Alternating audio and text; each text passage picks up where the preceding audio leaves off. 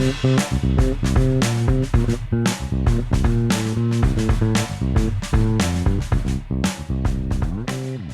to Daily Variety, your daily dose of news and analysis for entertainment industry insiders. It's Thursday, May 7th, 2026. I'm your host, Cynthia Littleton. I am co-editor-in-chief of Variety alongside Ramin Satuda. I'm in LA, he's in New York, and Variety has reporters around the world covering the business of entertainment. On today's episode, my guest is Kate Del Castillo, the actor and producer who announced just this morning that her Telemundo drama series, La Reina del Sur, is coming back for season 4 next year. Del Castillo talks about playing the widow-turned-crime boss Teresa Mendoza for 16 years and counting. She also shares her thoughts on the state of the global content marketplace, and she talks bluntly about the harsh reality in Los Angeles and other parts of the country these days for so many Latinos and immigrants who have been caught up in the Trump administration's crackdown.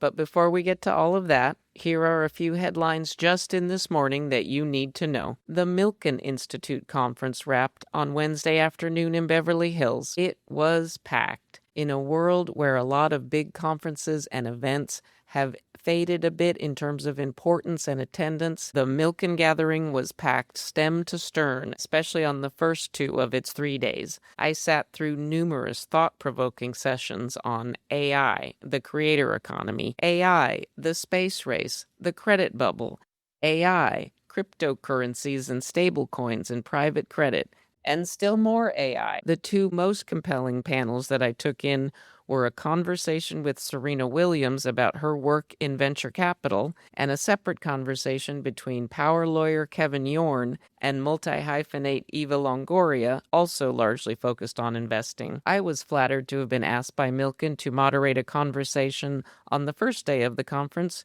between the great producer Warren Littlefield and the fabulous multi-hyphenate Elizabeth Moss, talking about their collaboration as producers on The Handmaid's Tale, The Testaments, and an upcoming drama for Hulu called Conviction.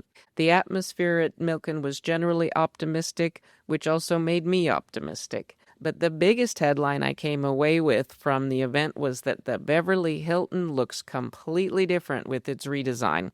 The restaurant and pool area on the ground floor are gone. It's all meeting room space now. The hotel is promising to have a redesigned Aquastar pool when it formally reopens after its renovation early next year. This reconfiguration is going to be a little bit disorienting for those of us who have spent years of our lives in that hotel. Nexstar is vowing to fight on for its acquisition of the Tegna Station Group. A federal judge last month blocked the companies from formally integrating operations, even though the deal itself formally closed in March. Nexstar CEO Perry Sook took the top of the company's first quarter earnings call this morning to vow to fight the opposition from, quote, a laundry list, end quote, of 8 state attorneys general and DirecTV trying to block that merger on the grounds that it will give Nexstar simply too much market share in local TV. Meanwhile, Democrats in California's state legislature are urging California Attorney General Rob Bonta to, quote, carefully scrutinize, end quote, Paramount Skydance's takeover of Warner Brothers Discovery. It feels like there's much more to come on that, and states have now become a key battleground for big mergers. On a much lighter note, SNL UK has been renewed by Sky for season 2. Ted Lasso star Hannah Waddingham is up next as host of this week's penultimate episode of season 1 of SNL UK. All of these stories and so much more can be found on Variety.com right now.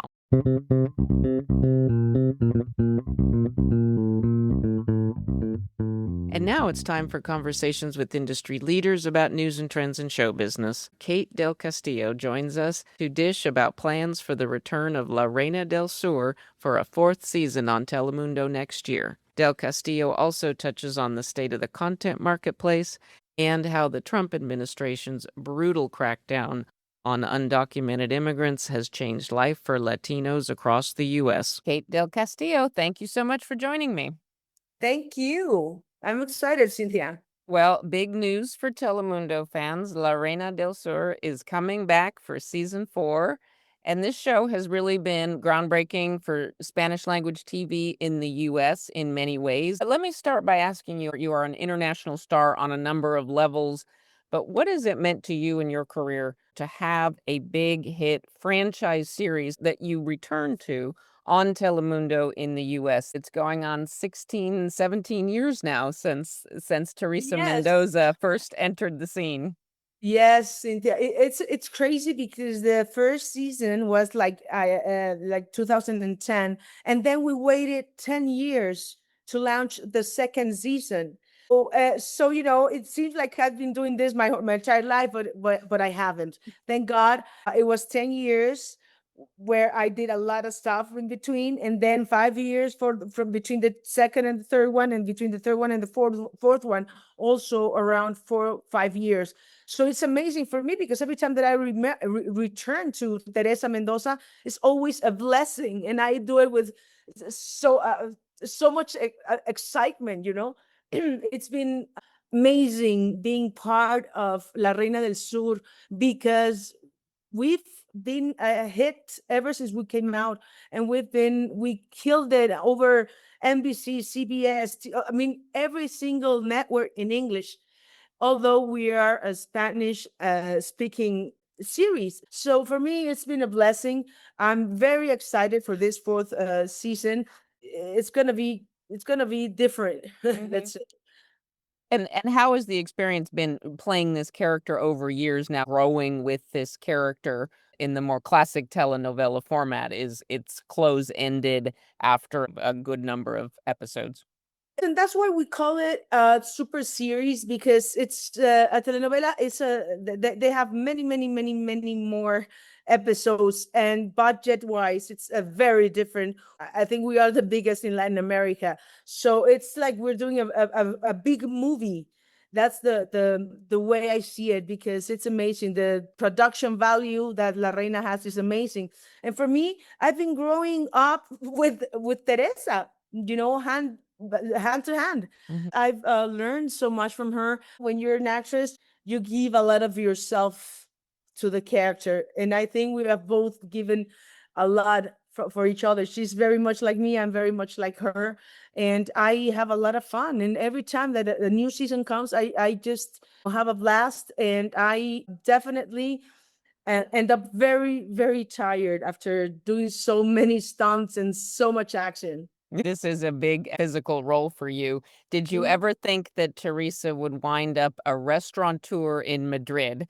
With the information released about season 4, you have let people know that we are gonna find her a restaurateur in Madrid. I think this is one of the happiest moments that she's had. And she better remember that and take advantage of it, because Teresa Mendoza, one of her sayings was, "I remember I was once happy. I just didn't realize it back then." And it's true, because she's been through so much, and now she's a restaurateur. And but you know tragedy comes really fast, so she's not going to enjoy a lot. You've worked in such a range of platforms and mediums. Do you like the work of shooting an episodic TV series?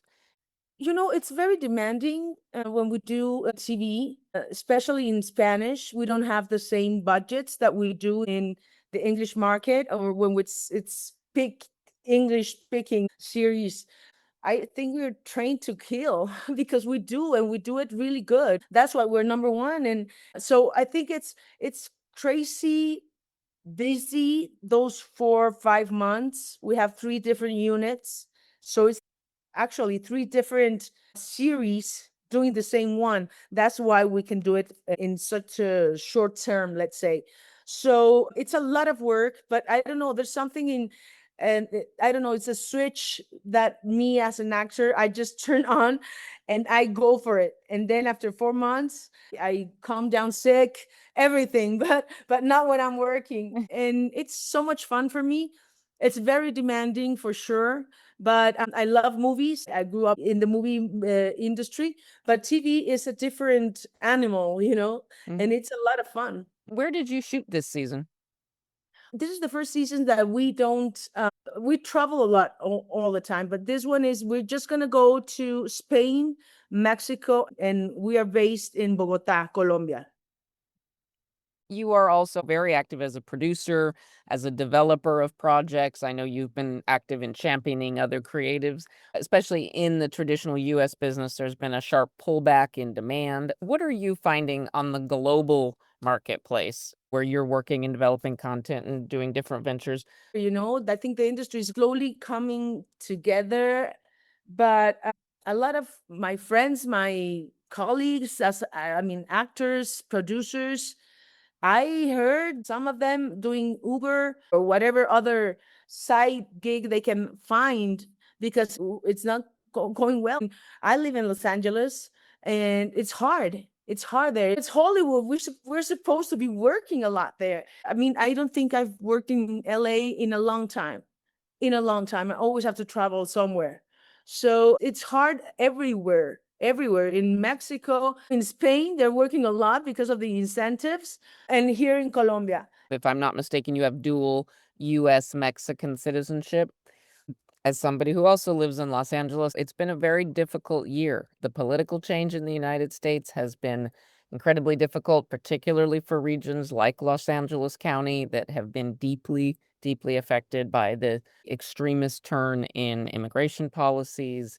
And I wondered, as somebody that navigates both worlds, how do you feel about that right now? How do you think that the change in the environment in the US is affecting business, is affecting the United States image in the world? I would love your perspective. We've all been, affected somehow, especially us, the Latinos. And it's so sad, but also scary, very scary, because I understand if they want to deport people who are not legal in the United States. For me, everyone is legal, but, I understand the laws, but they're not. They're just deporting good people. They're separating families. They're leaving young children by themselves, returning people to a place that they don't know. They've never been there before, and good people. I want to say that again. And not only that, they're killing Americans. So this is very scary. I think it's the first time that we've been so divided. And now, I know I have the dual citizenship, but now I feel awful because I feel that I'm living in a place that nobody wants me. But guess what? I was there first. We were there first. So I'm not going anywhere. And I'm going to keep working and I'm going to keep doing and advocating for Latinos. And one day this is going to end and the good people is going to prevail and we're going to be there. So I think as sad and scary it is right now, I think we have to hold hands and just wait for the storm to get better. And then we're going to come back in a very resilient way. Just like Teresa Mendoza, who's very resilient. It's just hard because I have a lot of friends, Latinos friends that were deported, or a friend of a friend, or someone who was working with me, and it's terrible. It's very upsetting for me. Kate, again, thank you so much for your candor, and I appreciate your perspective on these important issues. And good luck.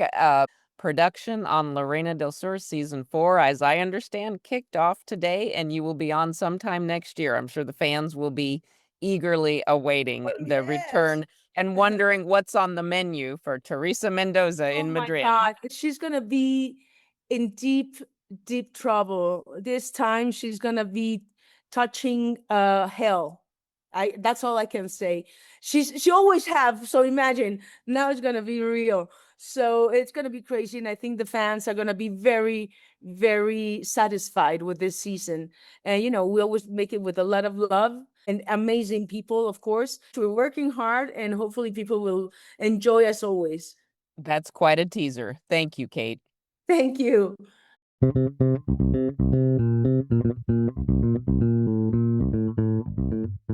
As we close out today's episode, here's a few things we're watching for. Well, speaking of Hannah Waddingham, she will be one of 5 honorees that Variety celebrates next month when we bring our Power of Women franchise to London. Amelia Clark, Emma Corrin, Cynthia Erivo and Suki Waterhouse will also be honored alongside Waddingham at the event that celebrates stars who use their celebrity to support great charitable causes. Variety's Power of Women London is set for June 3rd and will take place during the run of the South by Southwest London Festival. A new documentary about civil rights pioneer W.E.B. Du Bois drops on PBS on May 19th.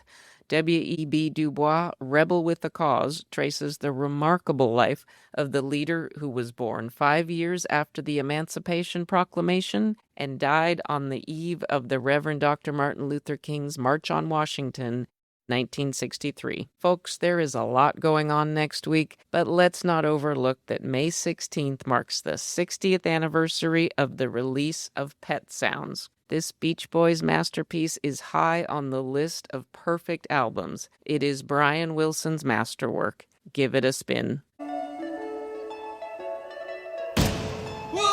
it be nice if we were older, then we wouldn't have to wait. Before we go, congrats to John T. Rose. He's been elevated to partner at the entertainment law firm of Fox Rothschild. He joined the firm as associate attorney in 2020. Rose is based in Atlanta.